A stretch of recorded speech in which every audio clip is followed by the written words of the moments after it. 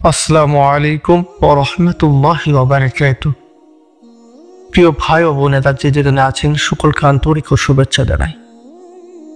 আজকে আমরা জানব বাবা ভাঙ্গা বা ভাঙা বাবা বিষয় জানব।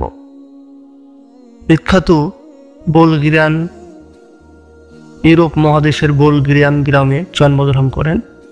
এই বাবা ভাঙাকে বলা হয় ভবিষ্যৎবাণী। কিছু ভবিষ্যৎবাণী সত্যিই হয়েছে, আর কিছু এখনো রহস্য রয়ে গেছে। চলুন এই বিষয়ে আমরা জানি। পবিত্র কোরআন বা ইসলাম কি বলছে, হাদিস কি বলছে এই ভবিষ্যৎবাণী সম্পর্কে। যে বাবা ভাঙ্গা যে ভবিষ্যৎবাণী করেছে, এটি সত্যি ইসলাম এটিকে স্বীকৃতি দেয় না দেয় না। চলুন, আল্লাহ তাআলা যেমন সূরা নাম্বার আয়াত নম্বর 65 বলেন, কুল্লা লা ইয়ালামু মান ফিস সামাওয়াতি ওয়াল আরদিল গায়বা ইল্লাল্লাহ। আপনি বলুন যে আকাশমণ্ডলী এবং পৃথিবীতে যা কিছু রয়েছে, লা ইয়ালামুল গায়বা অদৃশ্যের বিষয়ে তারা কিছুই জানে না, ইল্লাল্লাহ শুধুমাত্র আল্লাহ তাআলাই জানেন। এছাড়াও পবিত্র কোরআনে সূরা আরাফে আমরা যদি লক্ষ্য করি যে আল্লাহ রাসূল নিজেই সম্বোধন করে বলছেন, ওয়ালাউ কুনতু আলামুল গায়বা, যদি আমি গায়ব সম্পর্কে জানতাম, লাস্তাকসারতু মিনাল খায়র, যে আমার অনেক আমি কল্যাণ নিতাম, অনেক অনেক অনেক কল্যাণ নিতাম। ওমা মাসানিয়াস সূউ, যে কোনো কষ্টকর বিষয় আমাকে স্পর্শ করতে পারত না। সুতরাং গায়েব বিষয় নবী ও রসুলরাও জানতেন না।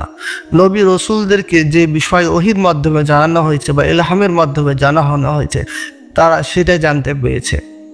সুতরাং গায়েব বা অদৃশ্যের খবর একমাত্র আল্লাহ তাআলা জানে, ভবিষ্যৎবাণী একমাত্র আল্লাহ তাআলাই বলতে পারেন। এই সম্পর্কে আমরা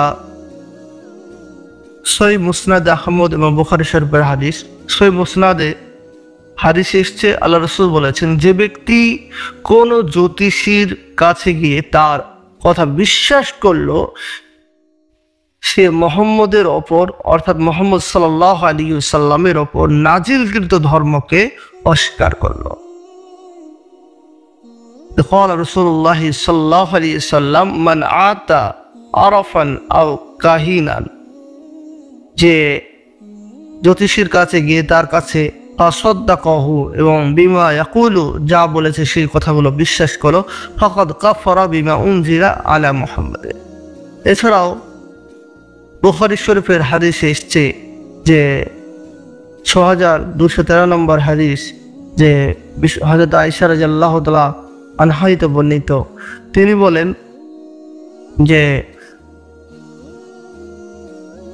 আল্লাহ রাসূল সাল্লাল্লাহু আলাইহি ওয়াসাল্লামকে কয়েকজন লোক কুহান সম্পর্কে জিজ্ঞেস করলো, জ্যোতিষী বিদ্যা সম্পর্কে জিজ্ঞেস করলো।